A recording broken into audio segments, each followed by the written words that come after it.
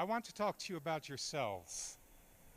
I want to talk to you about what kind of beings you are. And I want to talk to you about something which can be difficult to think about. Not because it's difficult. Some things are hard to think about because they are difficult. The physics that we heard about, the very first presentation from Dr. Krauss, that's hard to think about because it's difficult.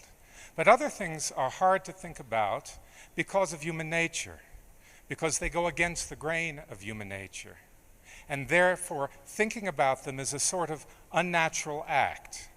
And this is what I want to talk to you about today. I want to talk to you about lying, about why we lie, how we all lie, and most importantly, why and how we lie to ourselves. Human beings are fascinated by lying. All you have to do to establish that fact is turn on the television. And I can virtually guarantee you that within 10 minutes of whatever you're watching, you'll hear about some kind of lie. It could be a soap opera, it could be a drama, a comedy, it could be the news, but you'll hear about a lie. Pick up a novel, it could be one of the great classic works of fiction, or it could be the latest pop novel, but I can virtually guarantee to you that somewhere soon in the plot, lying will play a central role. So this invites a question. Why are we human beings so enthralled by lying? Why does it fascinate us to the degree that even the Bible begins with a story about lying? And I think the answer is pretty straightforward, and it was once advanced by the man that I consider the greatest North American psychologist, Mark Twain. Twain wrote, "Everybody lies, every day, every hour, awake, asleep, in his dreams, in his joy, in his sorrow. If he keeps his tongue still, his hands, his feet, his eyes, his attitude will all convey deception." And I think Twain was right. If we look at what we say, we lie through our words. We also lie through how we speak. We lie through what we don't say. And very importantly, and Twain really emphasized this, we lie non-verbally. That is, we conduct ourselves in ways to give others misleading impressions of ourselves. We manipulate others' images of who we are. I mean, if you just think about it, how many people in this room, and I'm not asking for a show of hands, dye their hair, or are wearing cosmetics, or indeed are wearing clothes to hide the asymmetries and imperfections of their body. I can assure you, if I were naked up here, I would be giving a very different impression than I am now. How many put artificial fragrances on yourselves to disguise your true bodily odors? And perhaps some have even subjected themselves to the cosmetic surgeon's knife to give others false impressions of them. So there's a lot of lying. We human beings spend a lot of time lying, and there have been various psychological studies that have shown this to be the case. I'll just mention one of them, a very famous one, by Robert Feldman of the University of Massachusetts, Amherst. Feldman wanted to measure how frequently students lie. So he set up an experiment in which students were asked to talk about themselves for 10 minutes. And on average, we got 2.9 lies per 10 minutes of conversation time. Now you have to realize this is just lies in a really narrow sense. Deliberate, conscious, verbal falsifications. So if we include all of these other things, what we call spin and omission and so on, and all the nonverbal ways we deceive one another, in any given day, the figure is much higher. And if you still doubt this, I would invite you to perform a simple experiment. Keep a record of all the lies that you tell. You won't be aware of all of them, but just of the lies that you are aware of for 24 hours. I think you'll have a really interesting and perhaps unpleasant surprise. It will be even more unpleasant if you try to tell the truth, the complete truth, for 24 hours, because you'll end up with a lot of people hating you for reasons that we'll get into shortly. Okay, so the picture we have now is lying is pervasive, and I want to argue that lying is pervasive because it's natural. It comes naturally to us. It's not something that our parents have to teach us, although our parents do teach us about lying. They say they teach us not to lie, but in fact what they do is they teach us not to lie to them and to lie in a socially acceptable manner to others. To tell their grandmother that the Christmas present they received was just what they wanted, for instance. So if we get this picture of lying as pervasive, as permeating human transactions, there's an obvious question. Well, why is that? And I'm going to quote another very clever man who I think understood this probably before anyone else, and this was the German philosopher Friedrich Nietzsche. Nietzsche wrote, "Life has not been devised by morality. It wants deception. It lives on deception." So if I can elucidate what I think is important about that, is the idea that deception is a fundamental condition of life. It goes hand in hand with life. What it is to be a successful living thing involves deceit, involves deception. Now, this intuition of Nietzsche's is amply supported by the work of biologists over the last 100 years or so, who have found that deception pervades nature. From the humble virus, which we probably shouldn't even consider to be a living thing, to the higher reaches of the primate world, of course, we regard ourselves as the pinnacle of that, we find various forms of deceit. You're probably all familiar with the chameleon, which is an odd little lizard that has the talent of changing the color of its skin to match its background environment, the color of its background environment. Well, why does the chameleon do that?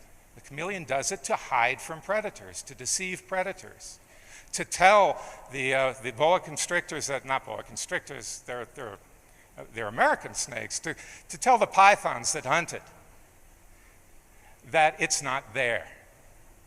But the chameleon is a very commonplace example. There are many more interesting examples, such as that right up there, which is a plant. It's an orchid. That's the mirror orchid, Orpheus speculum. And the mirror orchid propagates itself by deceiving its pollinators. What it does, it produces this beautiful flower, which looks very much like the female of the species of wasp that pollinates the orchid.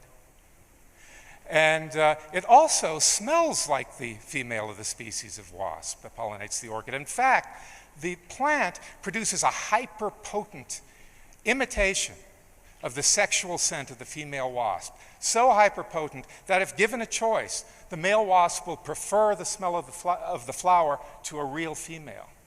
So we might say that the orchid publishes wasp pornography.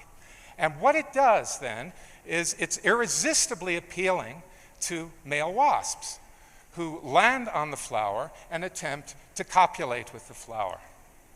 And the beauty of this technique of deception is that everything is there except the specific stimulus that would cause the wasp to ejaculate. So the wasp spends a lot of time on the flower, picks up pollen, and then flies away, only to find another pseudo-female, land on it, and cross-pollinate the plants. Even bodily organs engage in deception. The human placenta, which feeds the unborn infant in a pregnant mother, is technically speaking not part of her body. The placenta is like a parasite. It sucks blood out of her body, it sucks nutrients out of her body and feeds them to the unborn infant. And you might ask an obvious question, well, why doesn't the mother's body reject the placenta? And the reason is that the placenta deceives her body. The placenta coats itself with a molecular coating, which is like a cloak of invisibility. It prevents the immune system of the mother from recognizing it as a foreign body. It's precisely the same technique as is used by parasitic worms that want to hide from the body's defenses. Now, we human beings are masters of deception. Right? The repertoire of simpler organisms like mirror orchids and chameleons and organs like placentas is very, very limited and very rigid. But we human beings are capable, and we exercise strategic and opportunistic, flexible forms of deception. And the reason we do that is because as an intensely social species, it pays for us to manipulate the way other people see us. The manipulation of other people's impressions provides great advantages. The man who can successfully lie to a woman in telling her he loves her will be better able to get her into bed.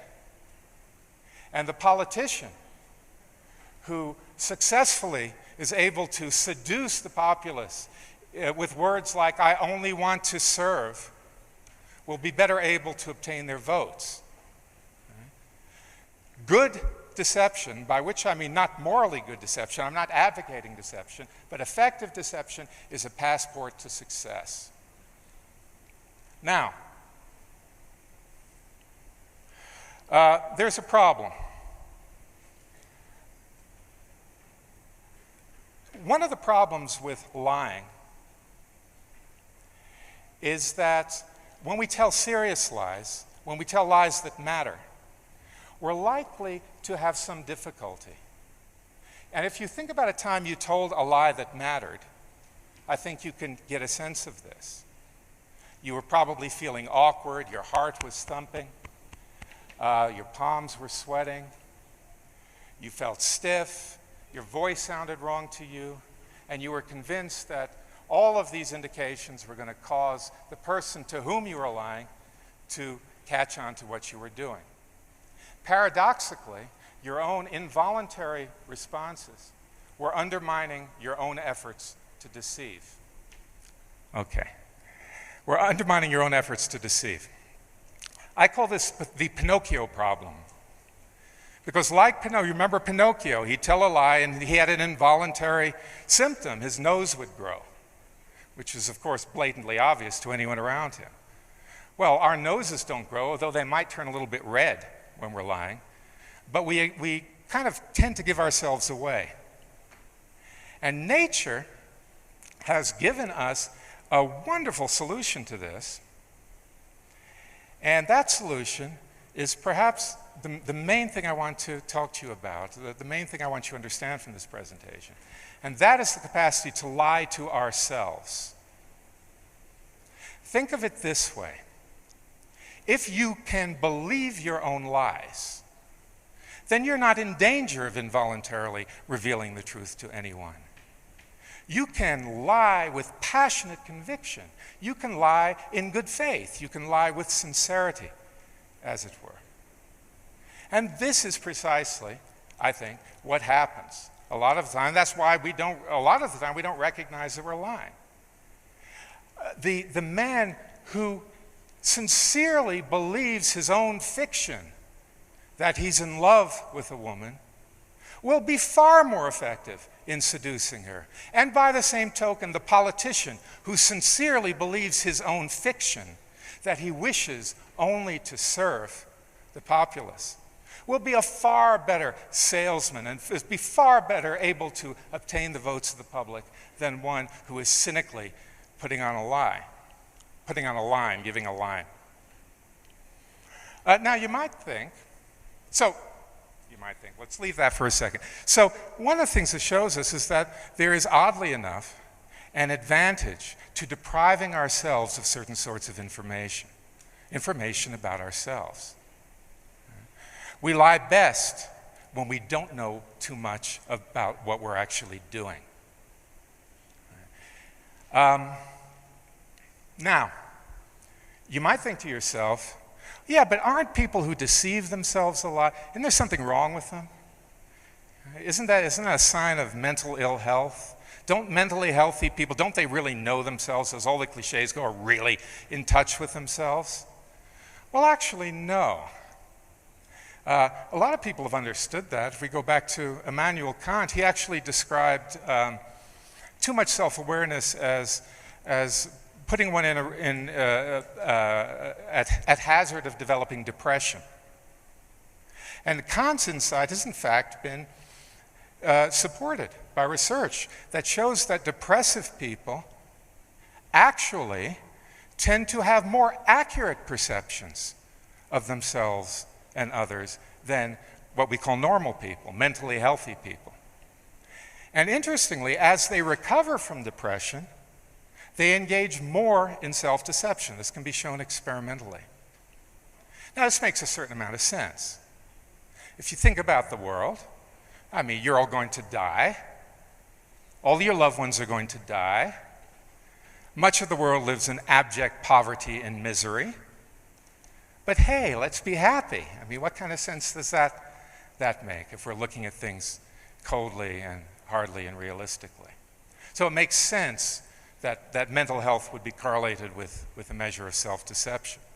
Now,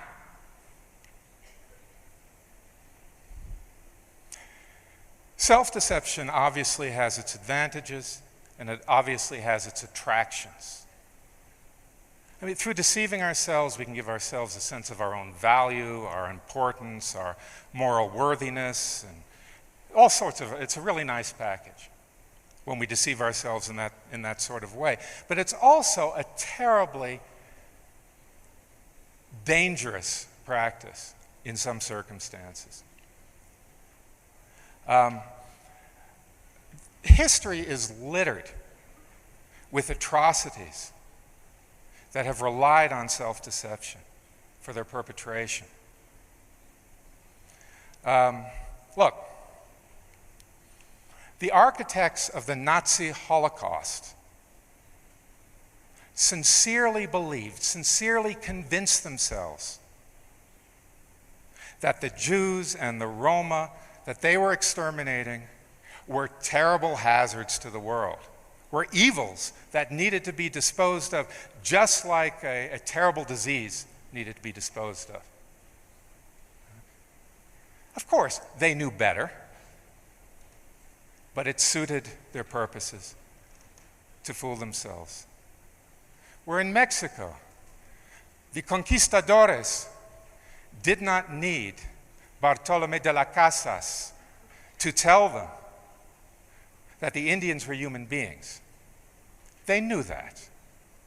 They had all that was required to know that, but it suited their purposes to treat the Indians, in the words of Bernardino de Vinaya, as, quote, a third species of animal between man and monkey, created by God for the better service of man.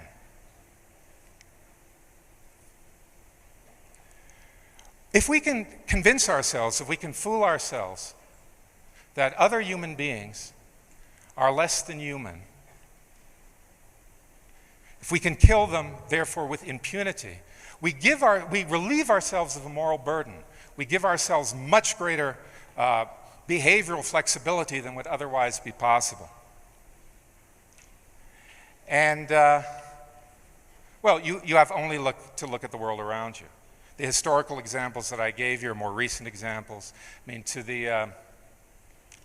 I said to the Nazis, Jews had a non-human essence. They were equivalent to rats. The Tutsis in the Rwandan genocide were cockroaches, and we can find example of this.